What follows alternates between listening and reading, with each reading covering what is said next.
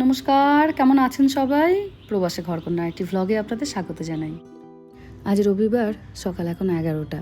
আজকে মানিক আর মেহা রওনা দেবে আমেরিকার উদ্দেশ্যে। অনলাইনে চেক ইনটাও করে রাখছে। আজকে আসবে আমার বোন ব্যাঙ্গালোর থেকে, আসবে ছোট মেদিনীপুর থেকে ওদের সাথে দেখা করতে। চলে এসেছে ছোট আসা মানেই আমার বন্ধু পাওয়া।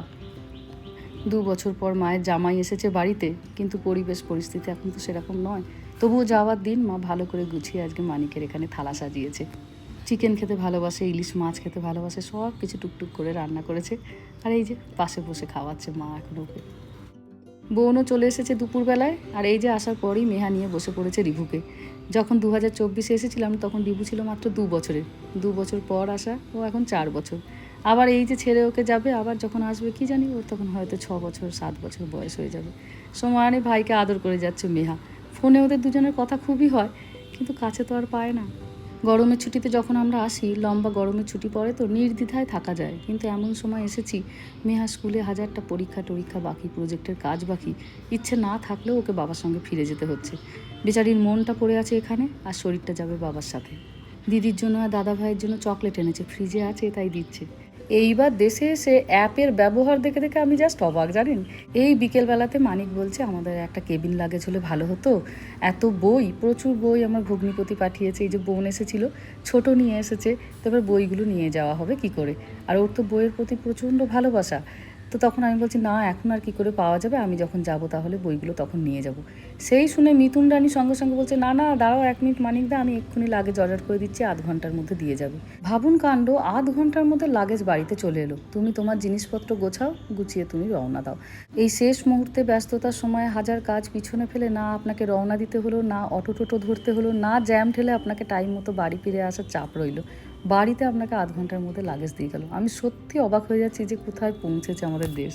যা আপনার দরকার, যদি কোনো অসুবিধা হয়, যা ইচ্ছে হচ্ছে, কোনো কিছুই দেখছি মিথুনকে বললে ও কোনো না কোনো একটা অ্যাপ বার করছে, সেটা দিয়ে সমাধান। এই যে ছোট্ট মতো একটা লাগেজ, বইপত্রগুলোই মূলত নিয়ে যাওয়া, টুকটাক আর কি একটু খাবার দাবার। এখন মোটামুটি এই 1 বাক্স বই যাবে। আবার বেশ কিছু বই আমার বোনের কাছে লিস্ট দিয়ে গেছে, যখন আমি যাব তখন আবার আমি নিয়ে যাব। নেহা একটু টেনগুলো খুলে দেখছে যদি কোনোটা কাটা টাটা থাকে, তবে থাকলেও এখন আর কোনো উপায় নেই, একে নিয়ে যেতেই হবে। It smells good. It smells good. বোঝো, নতুনের গন্ধ তো, ছোটবেলায় এরকম হয় যে জিনিসটা নতুন, তার গন্ধটা খুব ভালো লাগে। মিথুন আবার বেশ কিছু বইয়ের অর্ডার দিয়েছিল সন্ধ্যেবেলাতে, সেগুলিও এসেছে। ছোটোকে তো আপনারা দেখেইছিলেন, আমার শাশুড়ি মা যখন মারা যায় ও এয়ারপোর্টে এসেছিল আমাদেরকে রিসিভ করতে, তারপর আমাদের সাথে 2-3 দিন ছিল। মাঝখানে তার কাজকর্মে ছোটো আর আসতে পারেনি, তখন অফিস করেছে। আজ রবিবার আবার টুক করে সকালবেলা মেদিনীপুর থেকে রওনা দিয়ে চলে এসেছে কলকাতায় মানিকের সঙ্গে আরেকবার দেখা করবে বলে। এই যে মেহার বাবা আজ চলে যাচ্ছে, আবার হয়তো আস্তে আস্তে 2-3 বছর। মা হারিয়েছে তো আর এক মায়ের বই, মা শারদার একটি বই এনেছে, মানিককে যত্ন করে তাই দিল। যখন তোমার খুব মন খারাপ করবে মানিক, তখন এই বইটা পড়ো, কিছুটা হলেও দেখো তোমার কষ্ট লাঘব হবে, মনে তুমি শান্তি পাবে। মেহার হোমওয়ার্ক, ক্যালকুলেটর, এইগুলোর মেন লাগেজে নেওয়া হয়নি, কেবিন লাগেজেই নেওয়া হলো, যাতে এগুলো আর কি ভালোভাবে পৌঁছায়। আর এই যে বইপত্র গোছাগুছি, দুপুরবেলাতে আমি ওদের দুজনের বাক্স গুছিয়ে দিয়েছি। খুব বেশি জিনিসপত্র ছিল না, আমরা তো এই 2-3 দিন আগেই হালিশহর থেকে ফিরেছিলাম, তখনই মোটামুটি সকলের ব্যাগগুলো গুছিয়ে নিয়েছিলাম। মাঝের এই 2-3 দিন যেটুকু যা পড়া হয়েছে আর কি, সেগুলোকে একটু ভালো করে পরিষ্কার করে নিয়ে আবার গুছিয়ে দেওয়া হয়েছে। এইবার এসে রিভুর মধ্যে এই জিনিসটি দেখে ভারী ভালো লাগছে। যা পায় ও সবার সঙ্গে দেখছি শেয়ার করে। একটা চকলেটও যদি ওর হাতে থাকে, ও সবার সাথে তা ভাগ করে দেয়। এই বইটা মানিকের পড়া হয়ে গেছে, এটা আবার ও ছোটোকে দিল। এ তো আপনারা সকলেই জানেন যে মেহা মোটে চুল বাঁধতে চায় না, কিন্তু মেহার মামনি আছে মেহাকে ধরে দুদিকে দুটো বিনুনি করে দিয়েছে। বলছে আয় মেহা, দুটো তোকে বিনুনি করে দিই চুলগুলোতে, না হলে কষ্ট হবে, এতক্ষণে তোর লম্বা জার্নি। এখন তো সব মিলিয়ে প্রায় 28-30 ঘন্টার জার্নি ওদের। ট্রেন বাস সবসময় টাইমে থাকলেই ভালো লাগে, কিন্তু কিছু কিছু সময় একটু লেট হলেও ভালো লাগে। আজই যেমন ফ্লাইটটা প্রায় 2 ঘন্টা লেট। ওদের ফ্লাইট ছাড়ার কথা ছিল রাত্রি 10টায়, কিন্তু ছাড়বে বলছে রাত্রি 11টা 50-এ। মনটা হলো আরও 2 ঘন্টা তো ওরা সাথে থাকবে। আজ সারাদিনে মা যে মেহাকে কতবার বুকে জড়িয়ে ধরলো, গুনে কেউ শেষ করতে পারবে না। মেহার মধ্যেই যেন মনে হয় মায়ের প্রাণটা আটকে আছে। অনেক দিন অপেক্ষা করার পরে যখন সবার সঙ্গে আপনার দেখা হবে, তখনও যেমন আনন্দে একবার চোখে জল চলে আসে। আবার যখন এই ছেড়ে চলে যাওয়া হয়, তখন বুকটা একদম হু করে ওঠে যে আবার কবে ফিরবো।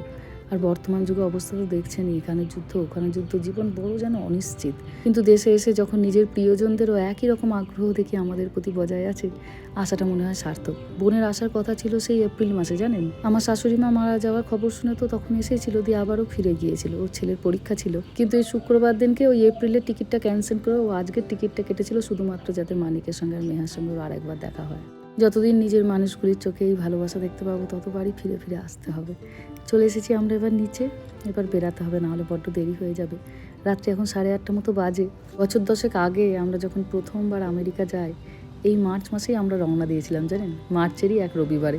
আজকেও সেই তেমন একই রকমভাবে মার্চের এক রবিবারে মেহার মানিক আবার রওনা দিচ্ছে আমেরিকার উদ্দেশ্যে। আর সেইবারেও সঙ্গী ছিল আমার ভাই আর ছোট মামা। তখন আমরা ব্যাঙ্গালোর থেকে রওনা দিয়েছিলাম, সাথে ছিল মানিকের 2 বন্ধু। কিন্তু আজকে তারা এখানে উপস্থিত নেই। কিন্তু সেই দুজনকে আজকে আমাদের কাছে না পেলেও অন্য দুজন আজ উপস্থিত, রামা আর রিভু। চলুন এবার রওনা দিই। দুগা দুগা আসছি। হ্যাঁ, ওকে।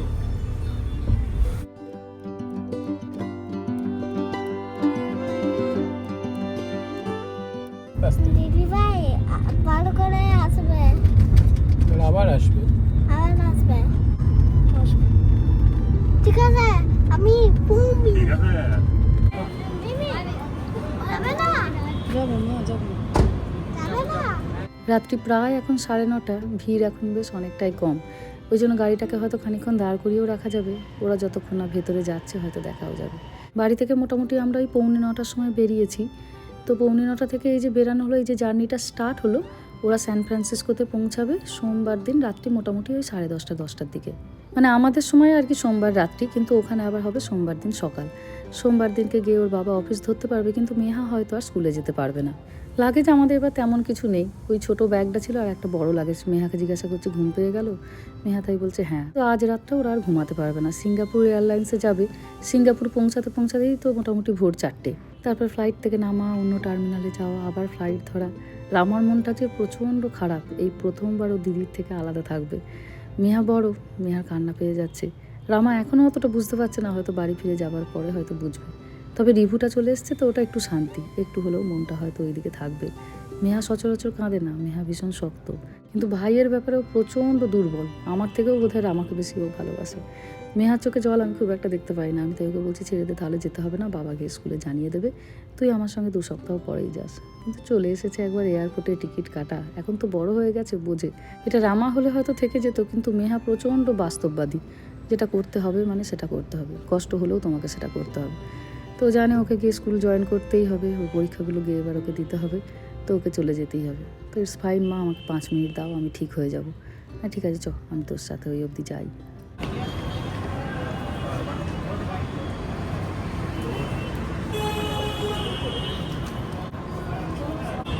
এই এদিকে যাবি না, রাস্তা আছে, গাড়ি আছে।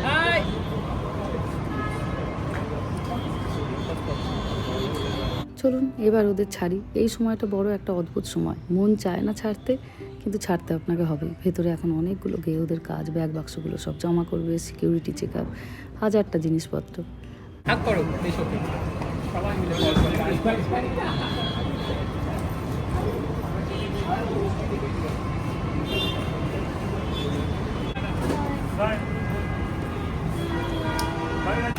Rama, are you sad or happy? Happy, sad and Sad and happy. You happy? yes. পুরো ব্যাঙের মতন।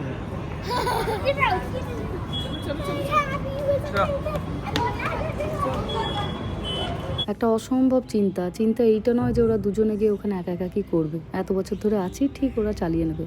কিন্তু চিন্তা হচ্ছে এই চারিদিকে যুদ্ধ বিদ্রোহ, ঠিকঠাকভাবে সময় মতো ওরা পৌঁছে যাক, এটাই এখন একমাত্র চাওয়া। খাওয়া দাওয়ার ব্যাপারে অতটা চিন্তা নেই, যেই মেহা আর মানিক যাবে শুনেছে আমার বন্ধু বান্ধবরা সবাই খোঁজ নিতে শুরু করেছে, কবে ওরা পৌঁছাবে, কটার সময় ওরা আসবে। তুমি একদম খাওয়া দাওয়ার ব্যাপারে ওদের চিন্তা করবে না মৌহা, আমরা সব খাবার দাবার দিয়ে আসবো, ঘরোয়া খাবার দাবার খাবে। এই ব্যাপারে তো বন্ধুরা প্রচণ্ড আন্তরিক, তা তো আপনারা দেখেইছেন, বন্ধুই ওখানে পরিবার। রওনা দিলাম এবার বাড়ির পথে। রামাটার একটু মনটা খারাপ, ওদেরকে বলেছি সিকিউরিটি চেক হয়ে গেলে তখন যেন একবার ফোন করে। ভোর রাতে যখনই একবার সিঙ্গাপুর পৌঁছাক না কেন, একবার হলেও যেন কল করে। সে হয়তো করবেও, কিন্তু যতক্ষণ না একদম পৌঁছাচ্ছে মনে একটা অশান্তি।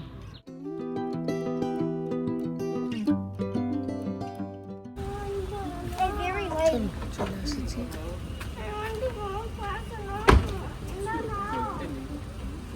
বলেছে শোনা ছেলে আমি যেতে চাই।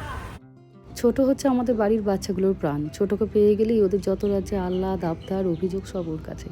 যাই হোক চলুন এবার বাড়ি ফিরি। ভিডিওটা তাহলে আজকে এখানেই শেষ করছি। সবাই ভালো থাকবেন, সুস্থ থাকবেন, সাবধানে থাকবেন।